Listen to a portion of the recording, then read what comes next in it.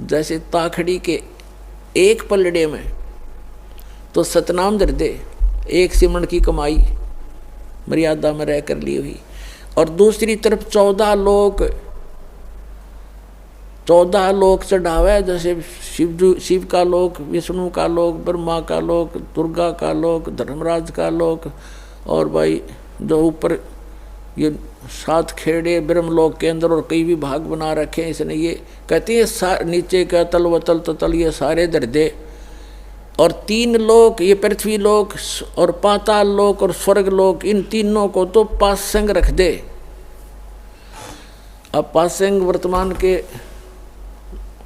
क्योंकि जो ग्रंथ साहिब लिखा गया ये गरीबदास साहिब जी ने अपनी वाणी में लिखा, अमृत वचन वही है जो गॉड गिवन है, लैंग्वेज अपनी बोल बता दी ताकि वहाँ के लोग आसानी से समझ सकें।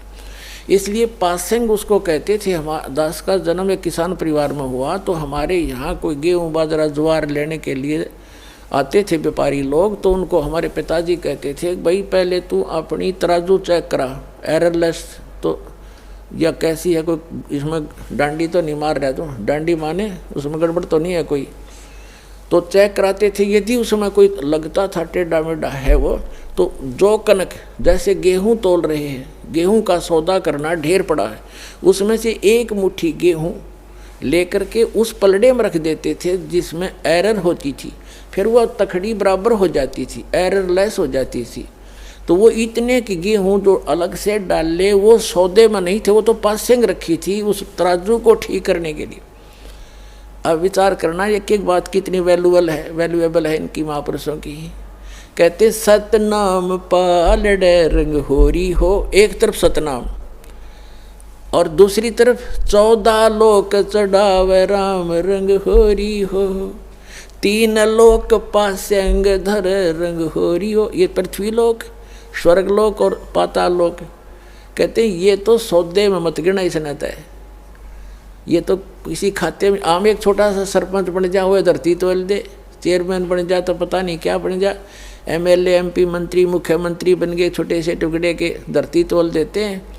परमात्मा कहते हैं ये तो 3 लोक भी उस भगत के पास जो धन है, और ये नकली धन जो अस्थायी राजाओं का राज पूरी पृथ्वी पर हो तो छोड़ कर जाना एक दिन, और ये ऐसा धन है जो आपके यहाँ भी साथ देगा और सतलोक में जाएगा, आपका कभी खर्च नहीं होगा, ये ऐसा धन है।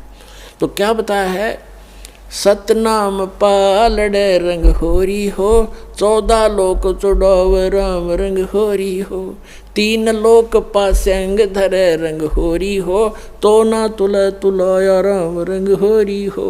एक सिमरन सतनाम का विधिवत, तो इतने आप खाली हो गए, भक्तिहीन हो गए, पैसे के लिए भटकते फिरते हैं सारा दिन, और 36 झूठ बोलते हैं, 100 बार पता नहीं मन में दोष आते हैं, पशु से भी ज़्यादा मेहनत करते हैं, तब भी पेट गुजारा नहीं चलता आपका। और इस परमात्मा की शरण में आके देखना, सद्भक्ति करना, भक्ति धन तो इकट्ठा होगा अलग से आपका, और यहाँ की सुख सुविधा तो आपको रूंगे में देगा भगवान, रूंगा।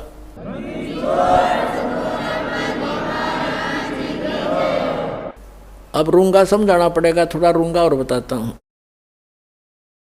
हम अब तो बच्चों को याद भी नहीं होगा, पहले हम छोटे छोटे थे जब हमारी दादी, जैसे कोई सब्जी बेचने वाला कोई आता था, कोई टिंडे बेचने वाला, कोई आम बेर अंगूर अमरूद ये बेचने वाला आता था, आलू गाजर। तो वो कैसे सिस्टम था उसमें, यूँ कहा करते गेहूं के 2 बार दूंगा माई, गेहूं एक पलड़े में, और दूसरी तरफ जैसे आलू तोलड़े हैं तो 2 बार उस गेहूं के वजन के तोल देता। फिर हमारी दादी कहा करती भाई रूंगा और दे, वो एक आलू उठा के दे देता, ना भाई थोड़ा और दे, वो एक और दे देता, बुढ़िया राजी हो जाती, ये रूंगा मिल गया। यानी वो सौदे से बाहर जो वस्तु है फ्री की। तो परमात्मा कहते हैं जो सुख, जो आपका हमारा जो वास्तविक उद्देश्य है आपका, वो मोक्ष दिलाना, जरा और मरण से छुटवाना, सतलोक भेजना, और जो यहाँ की सुख सुविधा तो आपको रूंगे में देंगे, जिनकी फ्री ऑफ कॉस्ट कीमतें नहीं होती इसकी, ये तो ऐसे दी जाएगी आपको।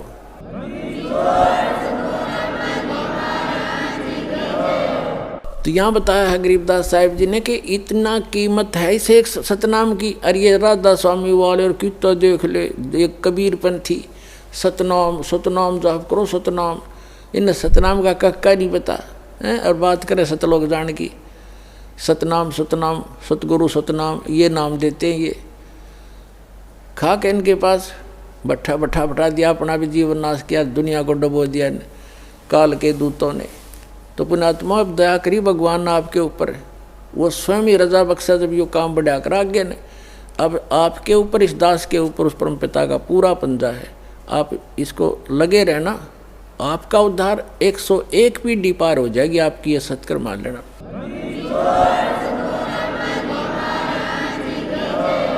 कबीर साहब कहते हैं भक्ति बीज होए जो हंसा, तारों तास के एकोत्तर वंशा। जो भक्ति बीज हो, सही भक्ति कर रहा हो, उसके 101 वंश कुल पार कर दूंगा। 42 की तो बातें छोड़ी, धर्मदास वाले घाटा जोड़ रहे। 42 वंश को राज मंत्र दान करने का नाम दे दिया, पार करने का। वो तो परमात्मा ने ये कहा था। धर्मदास ज़्यादा चिंतित हो गया था। एक नारायण दास को पहचान कर, जो उसका इकलौता पुत्र था, वो काल का दूत था। भगवान ने उसको दृश्य, उसके अंदर की सती थी दिखाती थी। इतना चिंतित हो गया वो धर्मदास वैश्य सेठ, हे भगवान अब मेरा क्या होगा, हे भगवान मेरे तो काल के दूत पैदा हो गया, अब मेरा कैसे वंश चलेगा। तो परमात्मा ने कहा था कबीर जी ने कि मैं अपने कोटे से तुझे एक बालक दूंगा, उससे तेरे 42 वंश चलेंगे।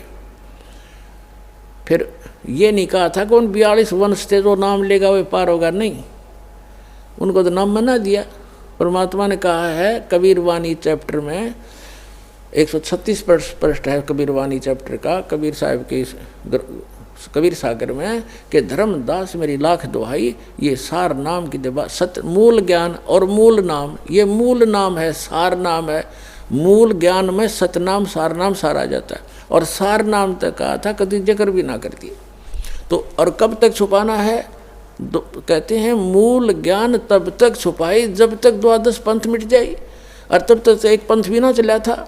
जब धर्मदास जी आए थे तो उन्होंने ये छुपा के रखा था।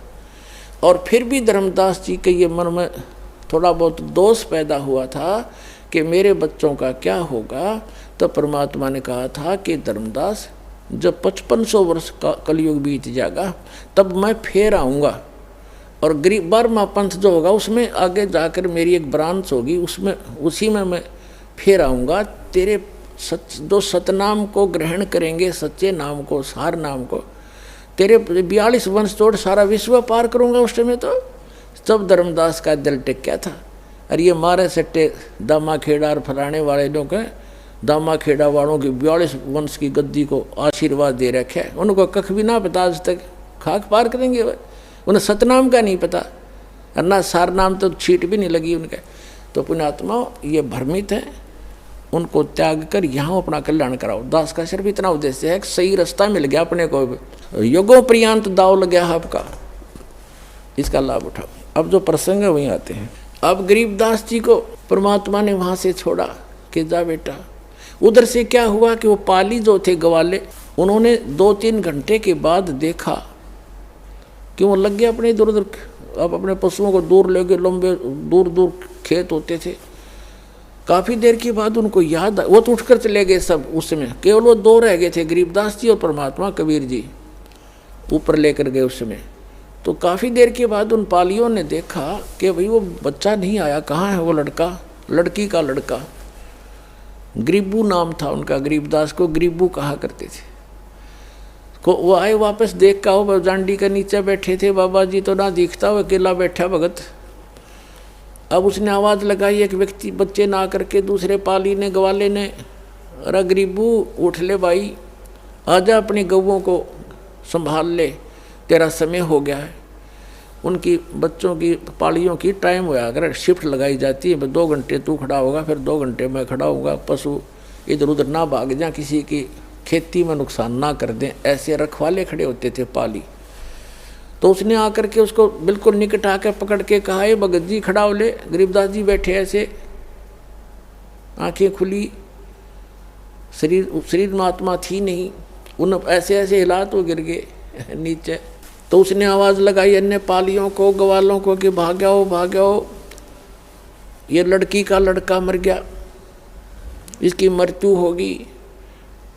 सब चिंतित हो गए। 2 पाली वहाँ से गांव की तरफ दौड़े आए। 1.5 किलोमीटर की दूरी पर गांव था, उस स्थान से जहाँ ये परमात्मा प्रकट हुए थे। आज भी छुडानी गांव के बाहर कबलाना से छुडानी गांव को एक रोड जाती है, झज्जर और भादगढ़ रोड से कबलाना गांव से एक लिंक रोड जाता है।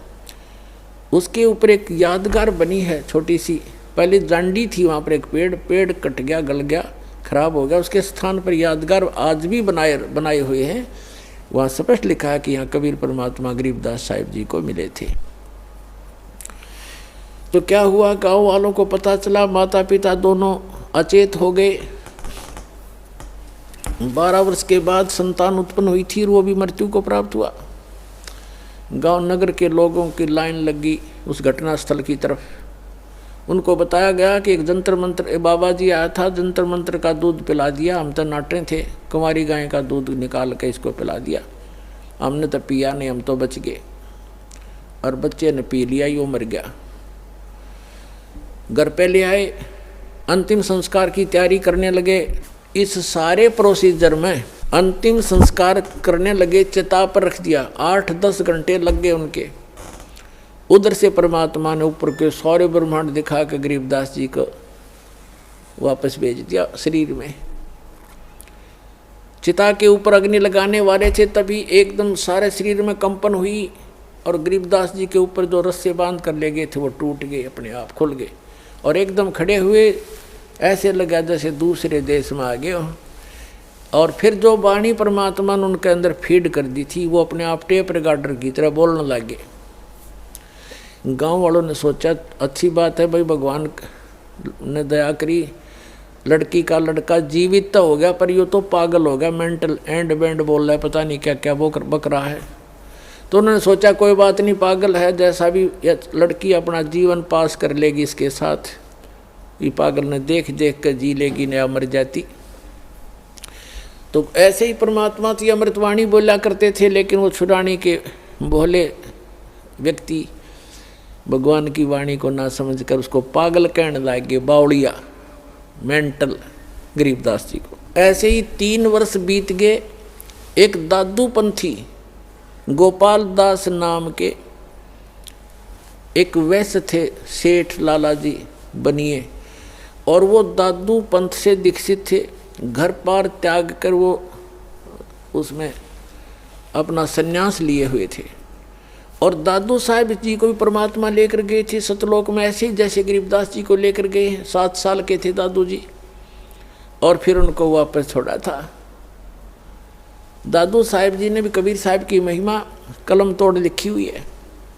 जिन मुझको निज नाम दिया सोए सतगुर हमार, दादू दूसरा कोई नहीं, कबीर सिरजनहार।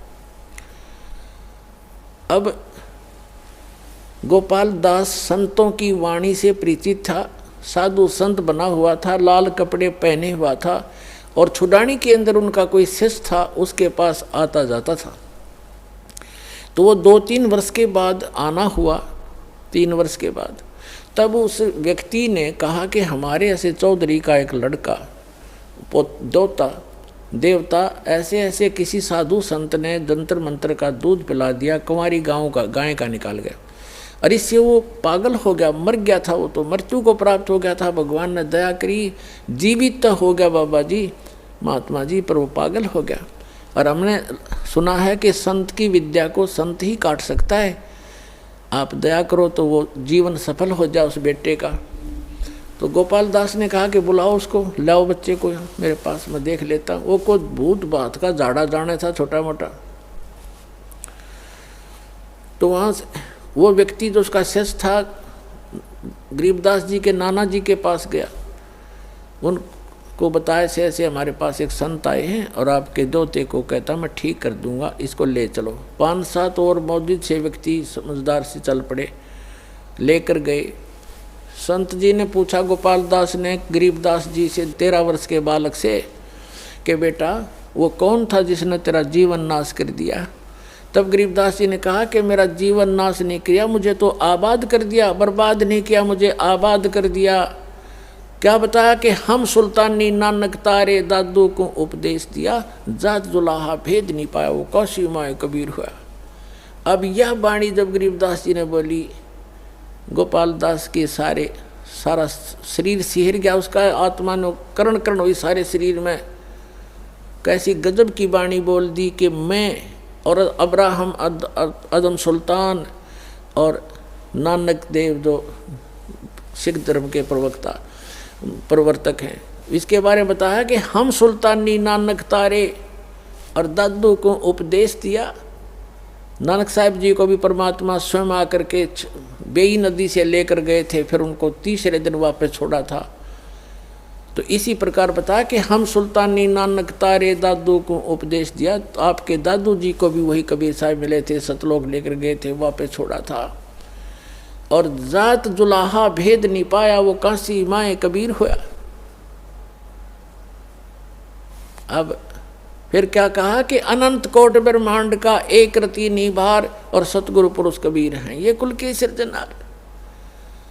अपने आत्माओं वो 65 साल का बूढ़ा वृद्ध गोपाल दास और 13 वर्ष के बालक के आगे हाथ जोड़ कर खड़ा हो गया और कहने लगा, महाराज जी ये अमृत वाणी लिखवा दो, लिपिबद्ध करा दो, ये तो आने वाले समय में कलयुग के जीवों का उद्धार करेगी। आप तो आंखों देखी, आप तो भगवान को मिलकर आए हो।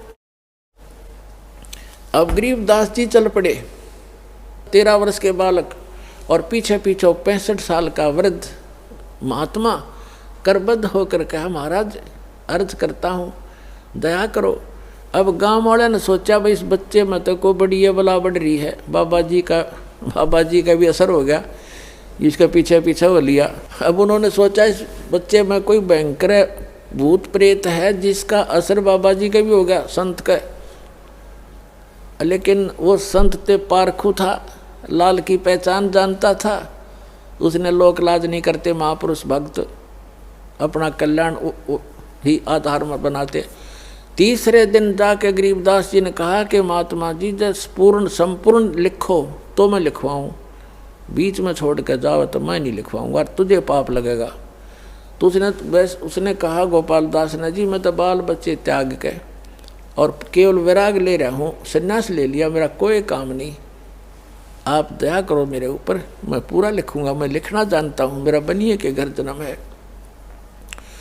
तब गरीबदास जी के एक बेरी का बाग था, बडबेरी बेरी का, उसके अंदर एक जांडी का पेड़ था, उसके नीचे बैठकर गरीबदास जी बोला करते और गोपाल दास लिखा करते थे।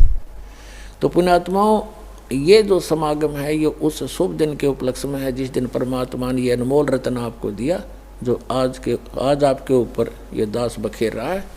इसको स्वीकार करो और अपना कल्याण कराओ। बोलो सतगुरुदेव।